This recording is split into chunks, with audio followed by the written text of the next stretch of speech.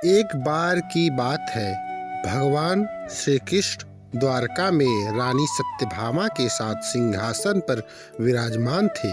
निकट ही गरुड़ और सुदर्शन चक्र भी बैठे हुए थे। तीनों के चेहरे पर दिव्य तेज झलक रहा था। बातों ही बातों में रानी सत्यभामा ने श्री कृष्ण से पूछा कि हे प्रभु, आपने त्रेता युग में राम के रूप में अवतार लिया था। सीता आपकी पत्नी थी, क्या वे मुझसे ज्यादा सुंदर थी? द्वारिकाधीश समझ गए कि सत्यभामा को अपने रूप का अभिमान हो गया है। तभी गरुड़ ने कहा कि हे भगवान, क्या दुनिया में मुझसे भी ज्यादा तेज गति से कोई उड़ सकता है? इधर सुदर्शन चक्र से भी रहा नहीं गया और वे भी कह उठे कि भगवान, मैंने बड़े बड़े युद्धों में आपको विजयश्री दिलवाई है, क्या संसार में मुझसे भी शक्तिशाली कोई है? भगवान मन ही मन मुस्कुरा रहे थे। वे जान रहे थे कि इन तीनों भक्तों को अहंकार हो गया है और इनका अहंकार नष्ट करने का समय आ गया है। ऐसा सोचकर उन्होंने गरुड़ से कहा कि हे गरुड़, तुम हनुमान के पास जाओ और कहना कि भगवान राम माता सीता के साथ उनकी प्रतीक्षा कर रहे हैं। गरुड़ भगवान की आज्ञा लेकर हनुमान को लाने चले गए। इधर श्री कृष्ण ने सत्यभामा से कहा कि देवी, आप सीता के रूप में तैयार हो जाए, और स्वयं द्वारिकाधीश ने राम का रूप धारण कर लिया। मधुसूदन ने सुदर्शन चक्र को आज्ञा देते हुए कहा कि तुम महल के प्रवेश द्वार पर पहरा दो और ध्यान रहे कि मेरी आज्ञा के बिना महल में कोई प्रवेश न करे। भगवान की आज्ञा पाकर चक्र महल के प्रवेश द्वार पर तैनात हो गया। गरुड़ ने हनुमान के पास पहुंचकर कहा कि हे वानर श्रेष्ठ, भगवान राम माता सीता के साथ द्वारिका में आपसे मिलने के लिए प्रतीक्षा कर रहे हैं।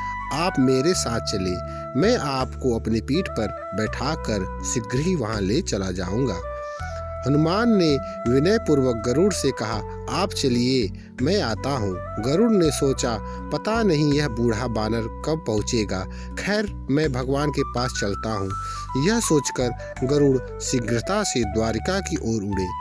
पर यह क्या, महल में पहुंचकर गरुड़ देखते हैं कि हनुमान तो उनसे पहले ही महल में प्रभु के सामने बैठे हैं। गरुड़ का सिर लज्जा से झुक गया। तभी श्री राम ने हनुमान से कहा कि पवनपुत्र, तुम बिना आज्ञा के महल में कैसे प्रवेश कर गए? क्या तुम्हें किसी ने प्रवेश द्वार पर रोका नहीं? हनुमान ने हाथ जोड़ते हुए सिर झुकाकर अपने मुंह से सुदर्शन चक्र को निकालकर प्रभु के सामने रख दिया। हनुमान ने कहा कि प्रभु, आपसे मिलने से मुझे इस चक्र ने रोका था, इसलिए मुंह में रख कर मैं आपसे मिलने आ गया, मुझे क्षमा करें। भगवान मन ही मन मुस्कुराने लगे। हनुमान के हाथ जोड़ते ही श्री राम से प्रश्न किया, हे प्रभु, आज आपने माता सीता के स्थान पर किस दासी को इतना सम्मान दे दिया है? वह आपके साथ सिंहासन पर विराजमान है। अब रानी सत्यभामा का अहंकार भंग होने की बारी थी। उन्हें सुंदरता का अहंकार था जो पल भर में चूर हो गया। रानी सत्यभामा, सुदर्शन चक्र व गरुड़ तीनों का गर्व चूर चूर हो गया। वे भगवान की लीला समझ रहे थे। तीनों के आंखों से आंसू बहने लगे और वे भगवान के चरणों में झुक गए। अद्भुत लीला है प्रभु की। अपने भक्तों का अहंकार अपने भक्तों के ही द्वारा तोड़वाते हैं। इस कहानी से हमें यह सीख मिलती है कि जीवन में कभी भी अहंकार नहीं करना चाहिए। जरूरी नहीं है कि आज जो आपके पास है वह कल भी होगा। अपने अंदर जरा भी अहंकार आने लगे तो स्वयं ठाकुर जी हमसे दूर हो जाते हैं। ठाकुर जी को निस्वार्थ भक्ति की जरूरत है, अहंकार की नहीं।